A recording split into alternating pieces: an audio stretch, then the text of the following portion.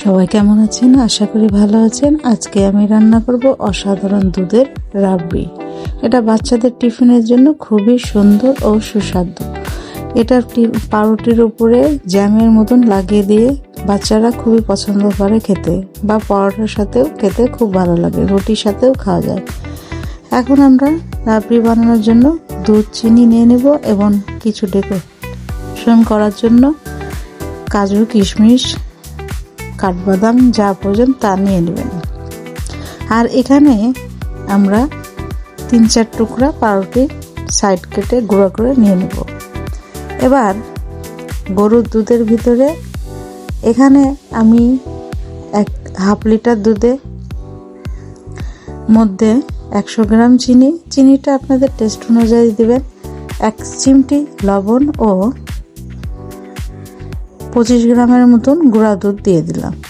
এবার এই গুঁড়া দুধ, লবণ, চিনি একসাথে মিশিয়ে ভালো করে জাল দিতে হবে। বেশ কিছুক্ষণ জাল দেওয়ার পরে যখন টকবক করে ফুটে উঠবে তখন পাউরুটির গুঁড়া করাগুলো মিশিয়ে দিতে হবে।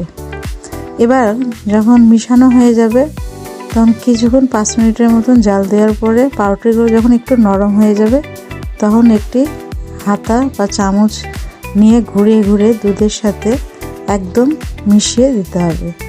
দেখেন একটু দানা দানা দেখা যাচ্ছে, এইভাবেই ফোটাতে হবে। তাহলে মুখের মধ্যে মনে হবে রাবড়ির স্বর বাজছে এবং খুবই অসাধারণ ও সুস্বাদু হয় এই রাবড়িটি। বেশ কিছুক্ষণ হিটের আঁচ মিডিয়াম রেখে এটা চামচ দিয়ে নেড়ে নেড়ে মেশাতে হবে। এই জায়গাতেই রাবড়িটি মেশানোর পরে ডিপেন্ড করবে ক্রিমি ভাব আসার।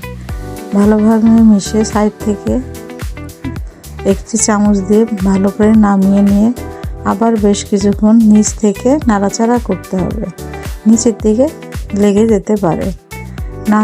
এই রাবড়িটি করার সময় অবশ্যই নাড়াচাড়া বন্ধ করা যাবে না।